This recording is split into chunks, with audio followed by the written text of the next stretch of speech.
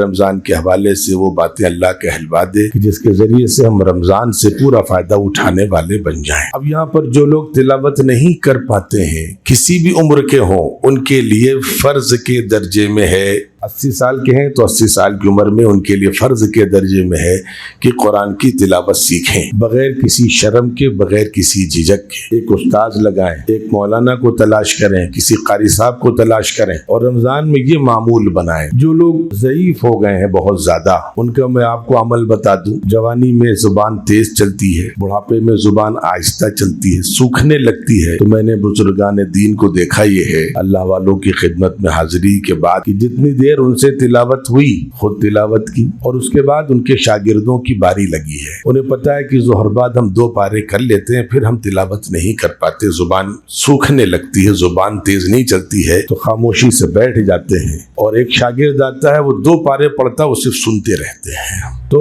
रमज़ान शरीफ सिर्फ कुरान का महीना है, इसकी खास इबादत कुरान शरीफ है। जो पढ़ सकते हैं वो ज़्यादा से ज़्यादा पढ़ें, जिन्होंने नहीं पढ़ा है वो पढ़ना सीखें। और तीसरी इबादत है कि दोनों लोग भर के जब वक्त मिले तो कुरान मजीद सुने, पढ़ना भी है, सुनना भी है।